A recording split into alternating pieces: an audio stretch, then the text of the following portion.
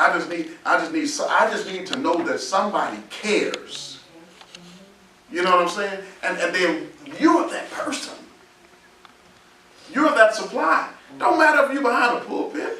Doesn't matter if you're a worldwide evangelist. It doesn't matter if you got a TV broadcast. It's a person sitting in the cubicle next to you that needs a hug. Yes. Would you give them a hug? Would you smile at your neighbor? Would you take the lady across the street to the store? You don't have to be a miracle worker to be supply. God is wanting to use some of us, and if we would learn to be more faithful in our mission as a supplier, yes, we will see increase. What Isaiah say? He said he gives seed to the sower. And so you got to be a better sower so you can get more seed. Yes, yes, yes, God. Amen. Yes, and you're missing it because you're too busy trying to genetically manufacture seed rather than sow. He didn't say he gives seed to the seed manufacturer. He gives seed to the sower. How many seeds you got? I got this here one seed. Sow it. Then if you sow it, then I'll multiply it. He said to bring forth wheat and more seed. So I bring supply and more seed. Then you can sow it. And I'll give some 30. See, some of you have seed in your life that you're not sowing. You have gifts, you have a beautiful supply, but you're keeping it in your room. Or you're keeping it on your pew. Or you're keeping it in your journal. Because you're afraid of how somebody goes. Give it. Go home empty. Ask yourself at the end of the day, Lord, am I empty? Is there anything else I need to do? Is there somebody else I need to call? Is there somebody else that I need to serve? Is there somebody that needs supply? You know you got 5 jars of peanut butter in your cabinet and somebody needs peanut butter. And you just sitting there, sitting on seed. Trying to make sure you don't run out. Because God ain't going to supply. You got enough. I get amazed when I see those TV shows. I don't know how they do it, but they do what they do. And they say, your $3 will feed a family for... And I'm like, $3 will feed a whole family? And then we say, I ain't giving the people my money. $3? Well, that's because you're better than the rest of us. But think about it. Think about it. $3. Think about what we can do. Think about, I'm trying to wrap up. I'm trying to, but I'm speaking. I thought about, I work with Pam. Some of y'all met my friend Pam that does the outreach for the homeless and things like that. And I saw some people that were doing it. It really kind of convicted me, but I realized that's not my primary area of ministry. But it was like, we can do more. And I saw some people come down. It was 10 degrees. I was so cold. We was down there at Larry Rice. I was so cold that my hands and feet didn't thaw out until I got home. I left Larry Rice. I went by CC house. Then I went home all the way to my house, and then I was there for an hour, and my hands and stuff was still numb. And I had heat in my car. And I thought about it after I got home, that they still outside. Yeah. As cold as I was, and what I was going through, it hit me, like, but they still outside. And I couldn't conceive in my mind, God, how are they living? And he supplies. He supplies for them. And I thought about somebody came down there with a thermos, like the one we carry for football. They had a thermos, big old 5-gallon thing like that, full of hot chocolate. And all they did was made 5 gallons of hot chocolate. Do you know how much that cost? About $5. About $5. They made 5 gallons of hot chocolate, and they brought it down there in some cups and gave people a cup of hot chocolate. And they was out of hot chocolate probably in less than an hour. Not even that. But man, they warmed up these people with a cup of hot chocolate. Somebody else had one thing just like that, full of chili. And they just brought them a little cup of chili. And they just took time out of their busy day to take $5 worth of chili or $10 worth of chili down there and feed some people. And they did that. And now when we done it? Are we too busy? I can't do enough. Some tea. You know, you can get a whole box of 100 things of tea for $1. And make you a big old thing and just go down there and sit. And we're going to preach to the nations, Apostle. You know, we're an international superstar. But we ain't got time to spend one day a month to take a half hour out of your month and go down there and take some tea. You can take my food. You see where we are? See where we are? It takes some time for us to see examples like that for us to realize how far off we are. And then we ain't got time to go take the tea. And if the people that's taking the tea say, well, will you give us $5? I ain't giving the people my money. And then we go and bombard heaven with our petitions. Lord, I need you to move. Pay this. Checks in the mail. Increase. Yes. Cancel debts. You won't give $1 worth of tea in 30 minutes. You know, I mean, this should be, you should feel kind of sick. Except for Bernadette. We got to do more. And we drive by and say, save them, Lord. Are you kidding me?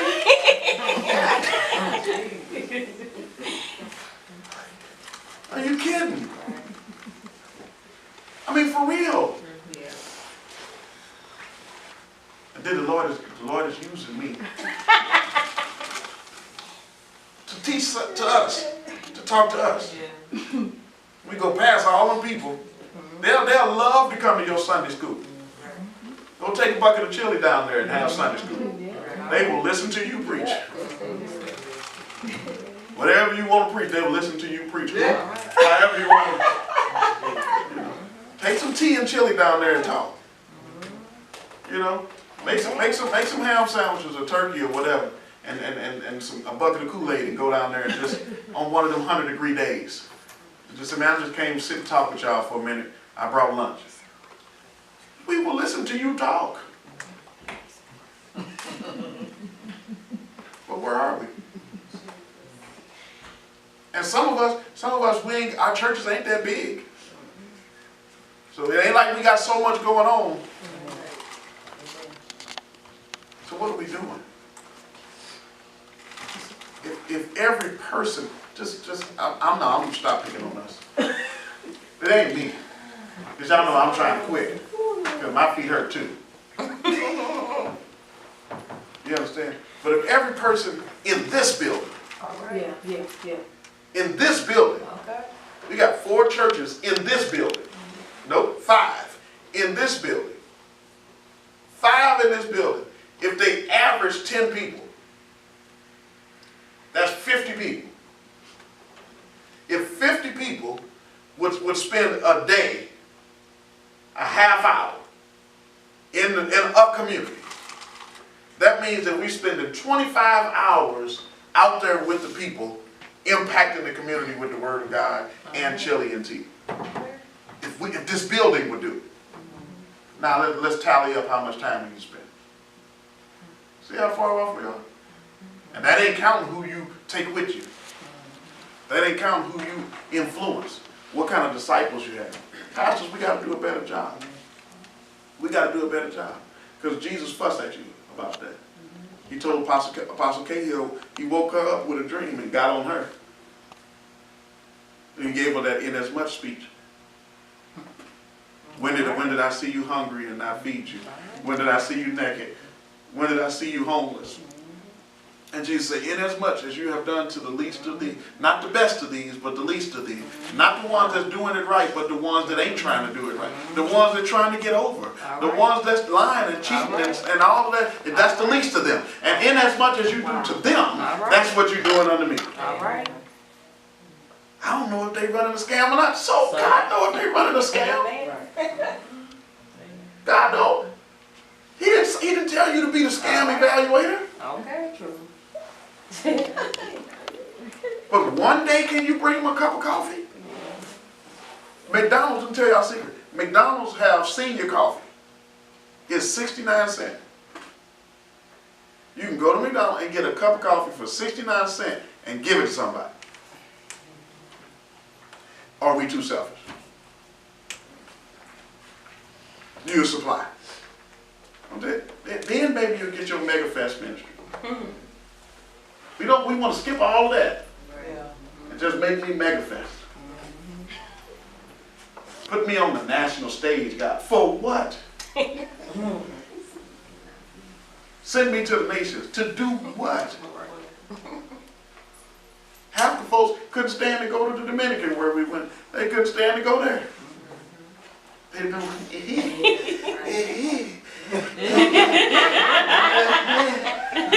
Right. okay. Y'all got somewhere we can change. There was one guy there where we was at on dirt roads. Some of us kind of was going through for a minute. Come on. Ain't nobody knocked down the door yet and say, Pastor, when are we going back to La Romana? Nobody said that to me. Knock down the door. Nobody said that to me. I want to hit the streets of La Romana and get run over by the motorcycles again.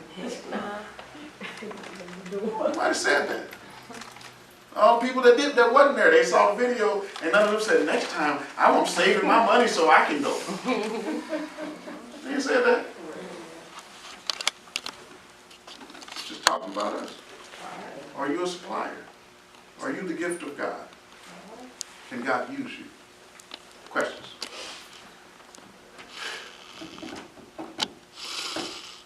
That's how y'all gonna do me next.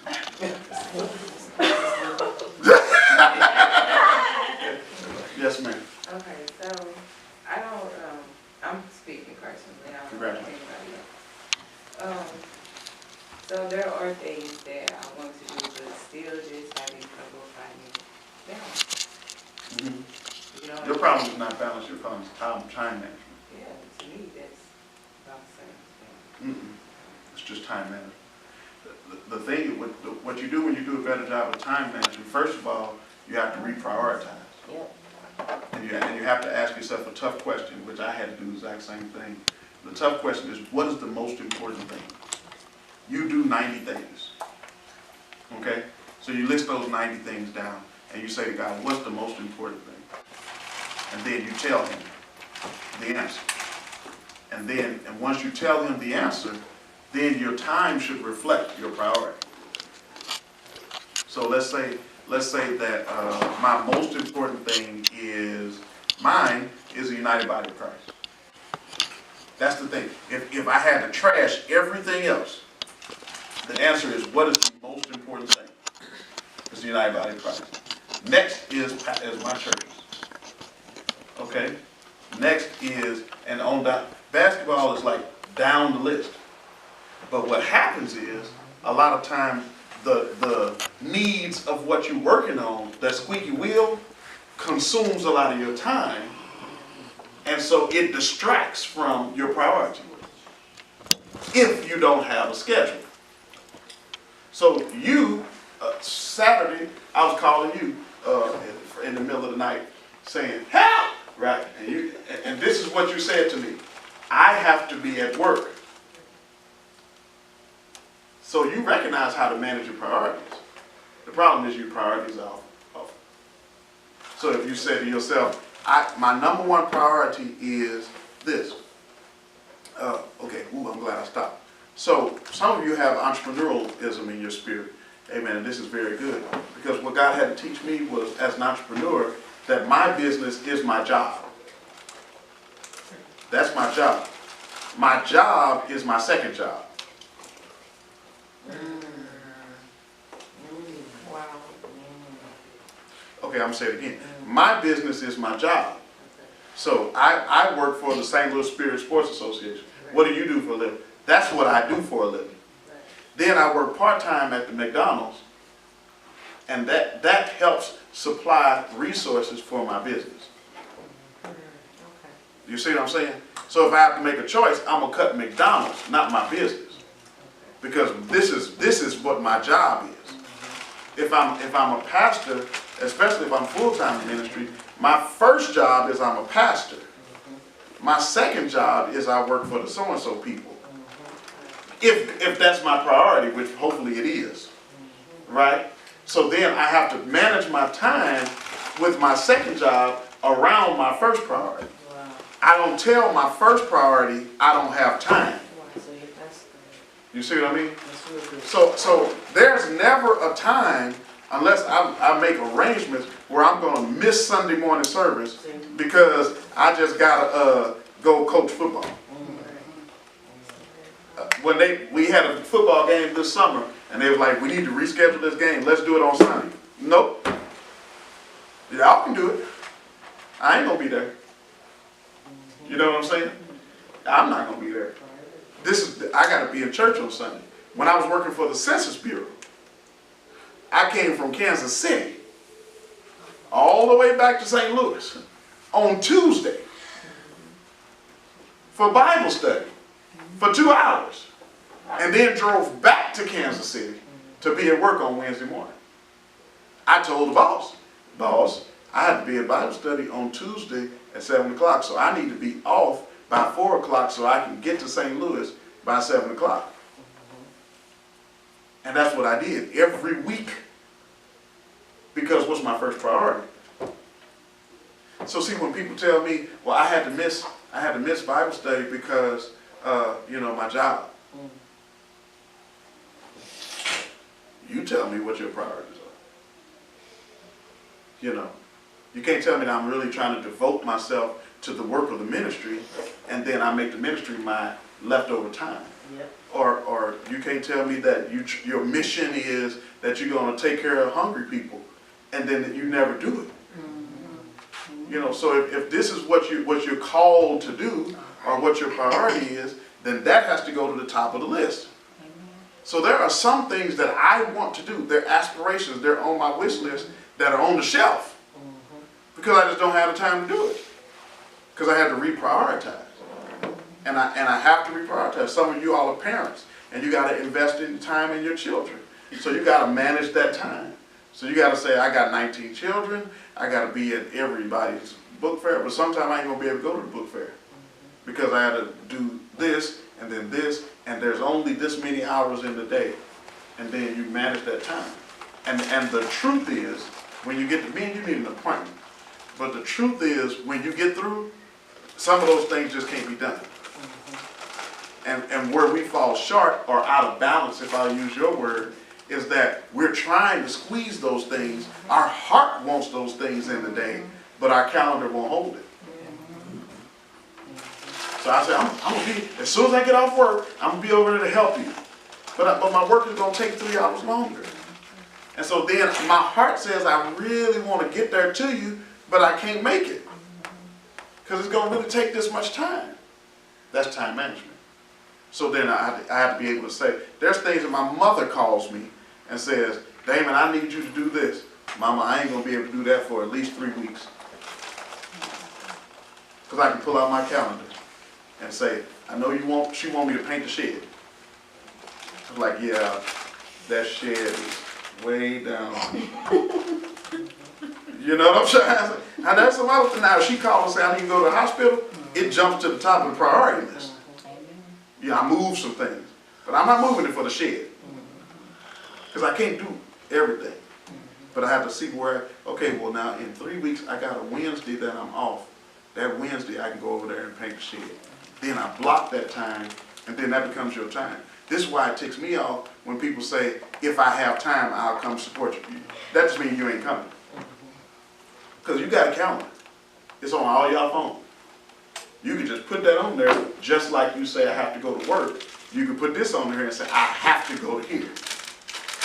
Next Sunday, we gon' be at the Jubilee. See how I put that in there right there? That was smooth, wasn't it? Let's go come back. Yeah. See how I got that? That means this Thursday, we gon' be at choir rehearsal.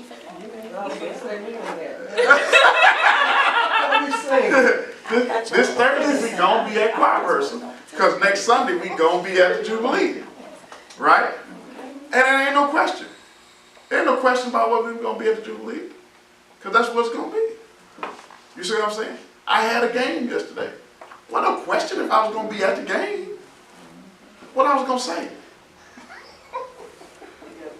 You know what I'm trying to say? I got to go paint the shed. I was going to do it, but my mom said I had to paint the shed. Are you kidding me? And if you wouldn't tell your job, my mom said I got to paint the shed, then don't tell me. Wow. Because you're telling me that about where I fall on the priorities. I fall below the shed. And that's okay if it's just Damon, but if I represent God, then you're saying something whole different. Amen. You know. So we got too much. We're doing too much. Pastor Talton is probably going to fall out because she just can't stand for me to keep saying that. But we're doing too much, ain't we? We're doing too much. We're doing too much. And you might want to do it. You might have it in your heart. Notice when I said about you all feeding the hungry, I didn't tell you to sell all you have and go feed the hungry. But I said take a half hour, a month. Now you can't find a half hour a month on your schedule, you out of control. You out of control. But you can find a half hour. And it ain't going to take you no more. And you go down there and you do your thing and you come home. And go on to the next thing. But when you're just getting tossed, and life sometimes is tossing us, and that's what makes us throw our priorities out. Time management makes a difference, I'm telling you. I used to hear people saying it and it sounded like scratching the chalkboard, but I'm telling you. It makes a difference. I wouldn't be able to function today if it wasn't. I'd totally be off. There are some things that come up. You know, we talked about, we're going to do this for Leadership Sunday. We're going to do that for Leadership Sunday. Because there's some things that come up on my calendar because of time management that I have forgotten. But that's the calendar's working. So when I have those things on the schedule and it says Wednesday the so-and-so is the day to go feed the hungry, that's not what's number one in my mind on a day-to-day basis. But if I put it on the calendar that says from 12 to 2 on Wednesday, October to whatever, I'm going to feed the hungry, then the calendar is going to tell me what my job is that day. You see what I'm saying? And if I didn't, it's just because I didn't plan for that. You know, on that day I'm feeding the hungry, so on Sunday I got it on the calendar, go buy your chili. And I put it on Sunday and not Wednesday because inevitably something's going to happen on Wednesday where I don't have time to get it. So I put it on Sunday, so when something happens on Sunday, I can still go Monday and get the chili and be ready for Wednesday. So you don't plan chaos into your life. You plan time into your life. You plan space into your life. And then you have to preserve that time. I am not available. You know, some of us, we got goals, we got visions. Some of you all are supposed to be writing on your books and things like that. And you can't do it. You can't do it unless you put it in your schedule. If you ain't put it in your schedule, it ain't gonna get done. When I finish my book, the only reason I finally finished my book, I put it in my schedule, this time, these days, to write. And I stuck to my schedule. Until then, that book just kept on getting pushed. I got one right now that I got to put back on the schedule. And be like, I need 30 minutes. I put it on there, 30 minutes. 3 days a week. Right. Sometimes I wrote for 20 minutes, sometimes I wrote for 45. But at least I was doing it. You see what I'm saying? But if not, I would have found something else to do. Wash the bathroom, do laundry, take out the trash, watch TV. I would have been doing something during that time. Does that make sense? So I know it's more to it, but that's the core of it. It's not balance, it's time management. Okay, I hear you in the spirit. All right, so we are trying to attribute things to balance, and what we're saying is, you say it. What you mean when you differentiate between balance and time management? When you're trying to, basically when I'm just trying to take care of my responsibilities and do it in like, in a timely manner, but it's like work takes over everything, and that's all I do, so I don't. So the other things that I want to do don't happen. That's the squeaky wheel. So it's not out of balance. The words you used, to use your words, is work takes over everything. Remember I said just a minute ago, basketball was taking over everything? Until I said, I gotta do some time management. I even take time to take a nap. I was like, okay, nap time. Because if not, I'm gonna run myself in the ground. Then I'll be sick and stressed out, and ain't nothing gonna get done. Or I can take a nap for an hour and then be able to function. So work takes over because what we're doing is we're allowing work to dictate our time to us, rather than us dictating our time to work. So you might, to use you as an example, you might be able to say, I had this same conversation with Danielle, Counselor Dan, not you, Dan. You might have to say, I am going to work from 10 to 3 every day. Hell, high water, storm, or anything else, at 3 o'clock, I'm through working. Somebody wants to come in, I'm sorry. My hours, Big Red saying. You know what I'm saying? Now, once you get that managed, you can always make an exception. But the exception is based upon your schedule. So there's something that you need to be doing in your world at 3 o'clock, hypothetically, that is going to suffer if you allow work to spill over to 6 o'clock. You have to say, I have to go to work, my next work. And it has to be just as important. But if you don't manage that time, that's exactly what happens. It'll always take over. It'll always. Kids are good for that. You said, I'm going to do this, but then the kids got me going and everything. You do have a right as an American citizen to tell your kids no. There's times when Michelle wants to climb on my head and do all this stuff. Wait, go play. Daddy got to work. I will play with you at this time. Right now, go to your room because I'm trying to finish this. And if not, then Michelle will play, and then when she don't feel like playing, then she ain't gonna want to play. But I still ain't get my work done. Whose the fault is that? I'm the one that's responsible for managing my schedule. You know, there's some times where we might want to do something. I have to say no. And it's okay. You ain't saying it because you're mean. You're saying it because you got a schedule. You ain't gonna tell McClure Engineering, I can't come in today. Talia wants to go to the park.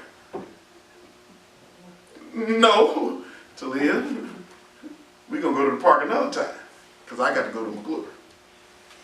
You see what I'm saying? Now, I might be available on Saturday. What happens Saturday?